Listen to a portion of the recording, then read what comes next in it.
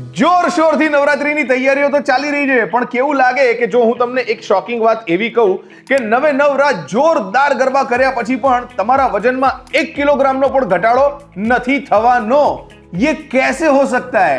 जी हाँ, ये हो सकता है और आपके भी साथ हो सकता है। કેવી રીતે થઈ શકે છે અને કેમ તમે આનો ભોગ બની શકો છો એ બધું જ જણાવવા ચલો એક વાત કહું।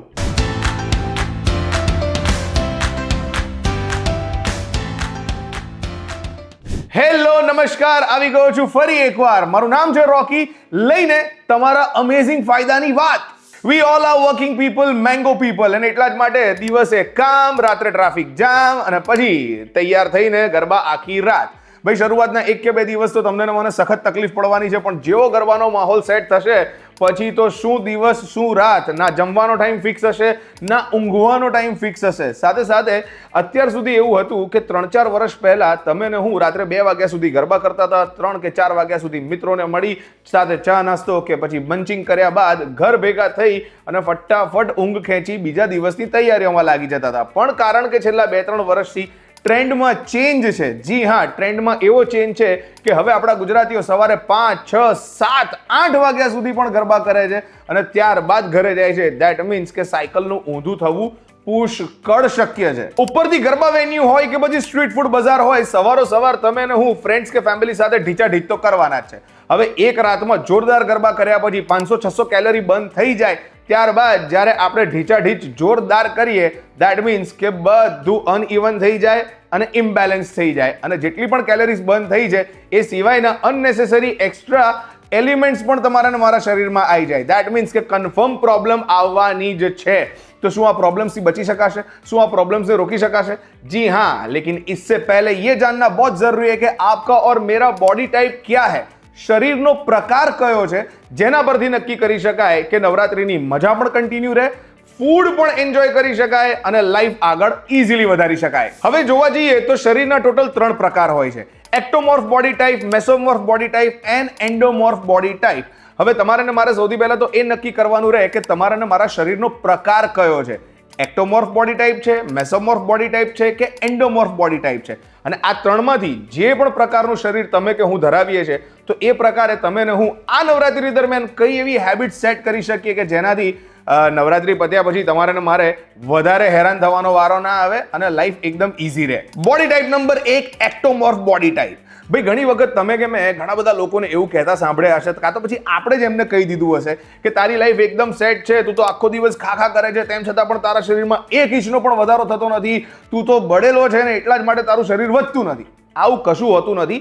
આ પ્રકારના લોકો ધરાવે છે એક્ટોમોર્ફ બોડી ટાઈપ, કે જે લોકો લાંબા અને પાતળા હોય છે, જેમનું મેટાબોલિઝમ સુપર સ્ટ્રોંગ હોય છે અને એટલા જ માટે ગમે તેટલું ખાધા પછી પણ એમના શરીરમાં 1 ઇંચનો પણ વધારો થતો નથી। હા, ઘણી વખત ઓવર સ્ટ્રેસના કારણે અથવા તો નવરાત્રી જેવા ઓકેશનને કારણે જ્યારે પણ સ્લીપ સાયકલ અથવા તો લાઈફ સાયકલ અનઇવન થાય છે, ત્યારે આ લોકોનું શરીર વધવાને બદલે ઉપરથી ઘટે છે અને એટલા જ માટે ડોક્ટર્સની એક્સપર્ટ એડવાઇસ એમના માટે એવી છે કે એમણે વધારે કેલરી અને પ્રોટીનવાળો ખોરાક ખાવો જોઈએ કે જેથી કરીને વેઇટ લોસ ના થાય અને એમના મસલ્સ પ્રોપર રીતે રિકવર થાય।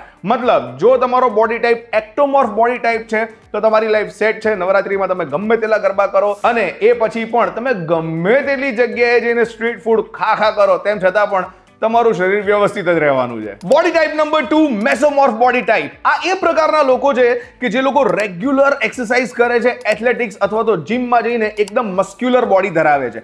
આ લોકોના શરીરમાં ઓલરેડી મસલ્સ વધારે છે અને ફેટ ઓછું છે। સ્પેશિયલી આ પ્રકારના લોકો પોતાના ડાયટને લઈને સુપર કોન્શિયસ રહેતા હોય છે। 40% કાર્બ્સ, 30% ફેટ અને 30% પ્રોટીન જેવા ખોરાકો લઈને રેગ્યુલરલી એ લોકો પોતાના શરીરને મેન્ટેન રાખે છે અને એટલા જ માટે નવરાત્રી દરમિયાન જ્યારે એમની સ્લીપ સાયકલ અથવા તો રૂટીન સાયકલ ઊંચી નીચી થશે, તેમ છતાં પણ શરીરમાં વધારે વધઘટ થવાના ચાન્સીસ ઓછા છે। હા, પણ ડોક્ટર્સની જો એક્સપર્ટ એડવાઇસ માનીએ તો આ લોકોએ પોતાની સ્લીપ સાયકલને ફોકસ કરવાની બહુ જ જરૂર છે અને પ્રોપર 8 થી 9 કલાકની ઊંઘ લેવાની ખાસ જરૂર છે કે જેથી કરીને એમના શરીરમાં હોર્મોનલ ઇમ્બેલેન્સ ના થાય। સો મેસોમોર્ફ બોડી ટાઈપ જો તમે ધરાવો છો તો તમારે પણ થોડુંક ધ્યાન રાખવાની જરૂર છે। બાકી તમે ગરબાની જોરદાર મજા લો અને રાત્રે સ્ટ્રીટ ફૂડ પણ જલસાથી ખાઈ શકો છો। And last but not the least, body type number 3, endomorph body type, કે જે લોકોનું વજન બહુ જ ઇઝીલી વધી જતું હોય છે। 2 રોટલી ખાઓ કે 20 રોટલી ખાઓ, ખાઓ કે પછી ના ખાઓ, રેગ્યુલર ઊંઘી જાઓ કે પછી ના ઊંઘો, વજન બહુ જ ઇઝીલી આ પ્રકારના બોડી ટાઈપ ધરાવનારા લોકોનું વધતું હોય છે, કારણ કે એમનું મેટાબોલિઝમ સુપર સ્લો હોય છે. હવે આ પ્રકારના લોકો નવરાત્રિમાં નવરાત જોરદાર ગરબા કરશે અને પર રાત ગરબા કર્યા પછી 500-600 કેલરી બર્ન કરશે, પણ ત્યારબાદ ફેમિલી કે ફ્રેન્ડ સાથે જ્યારે સ્ટ્રીટ ફૂડ બજારમાં જઈને અટેક કરશે, જ્યાં ઓઇલી કે પછી બટર ચીઝવાળો ખોરાક લેશે કે પછી શુગર કન્ઝ્યુમ કરશે, તો એના કારણે એમના શરીરમાં ફેટ વધવાના બહુ જ ઇઝી ચાન્સીસ છે. સાથે સાથે ઊંઘ ઓછી હોવાને કારણે ઇન્સ્યુલિન રેઝિસ્ટન્સ પણ વધશે. સો આ પ્રકારના લોકોએ ગરબા કરવાની મનાઈ બિલકુલ નથી, સુપર ડુપર ગરબા કરવાની મજા કરો, પણ સાથે સાથે ત્યારબાદ સ્ટ્રીટ ફૂડ બજારમાં જઈને તમારી ડાયટ પર ખાસ ફોકસ કરો અને તમારે તમારી સ્લીપ સાયકલ પર પણ ખાસ ફોકસ કરવાની જરૂર છે, કે જેથી કરીને તમારું વજન ના વધે અને નવરાત્રી દરમિયાન કે નવરાત્રી પછી તમારે ડોક્ટરને કે જીમ ટ્રેનરને કન્સર્ન કરવાનો વારો ના આવે. સો આ 3 અલગ અલગ બોડી ટાઈપ મેં તમને સમજાવી, કે જ્યાં તમે તમારા પ્રમાણે નક્કી કરો કે તમારો બોડી ટાઈપ કયો છે અને આ નવરાત્રી દરમિયાન કઈ રીતે તમે ગરબાની તો મજા લો જ લો, સાથે સાથે ફ્રેન્ડ્સ અને ફેમિલી સાથે ફૂડ બજારમાં જઈને પણ સ્ટ્રીટ ફૂડની મજા લઈ શકો છો, પણ વિથ કેર એન્ડ કન્સર્ન.